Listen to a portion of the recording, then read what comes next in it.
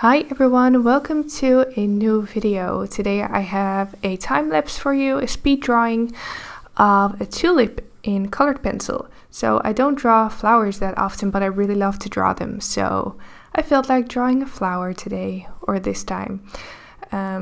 This one I made for Patreon, so the full 2-hour process with narration and color list and reference photo is on there if you're interested in drawing along.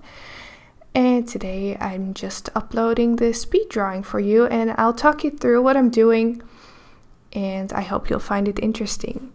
So as always, I am working with Faber-Castell polychromos and a white Caran d'Ache luminance on Canson 1557 paper, 180 grams. Still my very favorite for colored pencil and graphite as well. You can see that I'm starting off with a sketch. The pencil I use here is the Pentel mechanical pencil, 0.3 millimeters with a B filling. And I really like this one for sketching. So I don't freehand always, but for this one I felt like freehanding. And this flower, not all the proportions need to be correct or exact compared to the reference. It really doesn't matter if the shape is slightly different. It will be quite important to have all the folds in the right place and to do the contrast right when I do the coloring. But it doesn't need to be 100% exactly the same as the reference. So you can see that the shape is slightly different. I must say that I do like the shape of my flower a little bit better. It's a little bit longer than on the reference. On the reference, the flower is wider and mine is longer. But I was happy with the sketch at that point. So what I do then is I erase all the lines that I don't want in there. So I leave all my wrong lines until the sketch is done. And then after that, I erase the wrong lines with a kneaded eraser. And after that, I do some cleanups on the sketch, and after that I lighten up the lines with the kneaded eraser again. So the sketch lines need to be as light as possible, because otherwise you will be able to see them through the colored pencil layers, which looks quite ugly, or at least I think that, especially when using lighter colors like in this drawing. The combination with graphite and those light colored pencil will create a muddy sort of effect. So I made sure to lighten up the sketch as much as possible. I could barely see the lines, but that's good.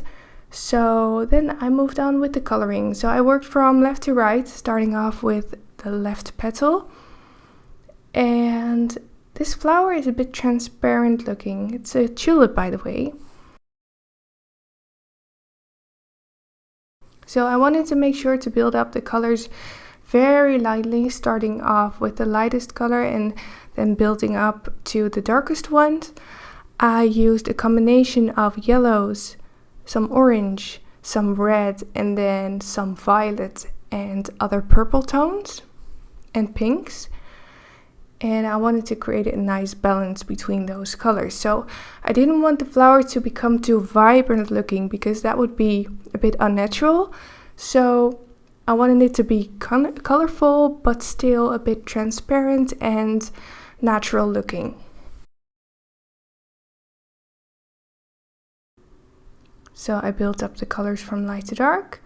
So besides the bright pink tones, I also used some more neutral pink tones like light flash and medium flash from the polychromos line, which created a more neutral tone in the flower. And then after a few layers, I blended with the white Caran d'Ache, which I always do.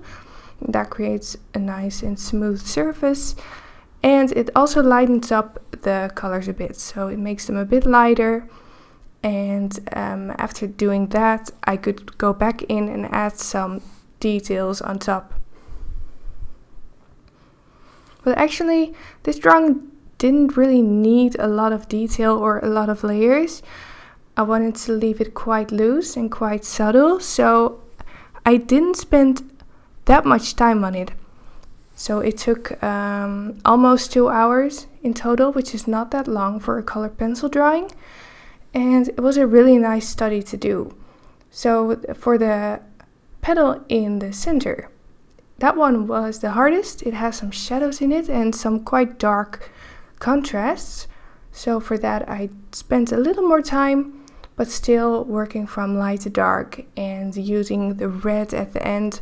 The red I'm using is deep scarlet red, which is a nice red with a pink tone to it, so it fit well with the rest of the pink tones that I was using. And I used that one for the darkest shadows right there in the center. Then moving on to the right petal, which is the largest one, the most prominent one, so I spent quite some time on that one as well. Mainly on the first layers to get that color right. I used a lot of light magenta in this drawing for the base layer. So a combination of light magenta, ivory, and a bit of cadmium yellow. Those were the base tones for the petals that I used. And then after putting down the base tones, I put down the dark shadow that you can see right at the bottom of the petal. So I recreated that shape, used some more red on there to darken it up, and then did some burnishing. And then after the burnishing, I could add more detail, add the veins in the petals. And I also pulled out some highlights with a Tombow Mono Zero eraser. Mainly on the edges of the petals to make those pop a bit more. So contrast is very, very important for this drawing. So the contrasts are very subtle, but the darker shadows next to the light edges of the petals, those create that 3D effect in the drawing. So although I didn't spend that much time on it, it's still quite realistic as the contrasts are in there. Then for the stem, I used a combination of some greens and some gray as well. So the stem isn't that bright green looking on the reference, so I wanted to tone it down by mixing gray in with the green. I used earth green, then earth green yellowish, and a bit of pine green and a bit of chrome oxide green. And then for the gray, I used a combination of dark warm gray and a bit of Payne's gray.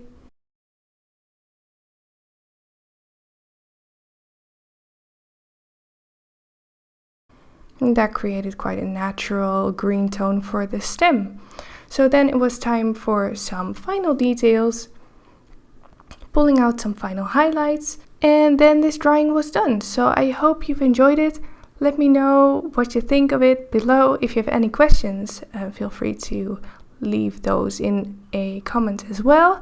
Then I'll try to answer. And if you want to follow along with the real-time drawing lesson, you can find that on Patreon. And yeah, thank you so much for watching. I'll see you in the next video. Bye guys!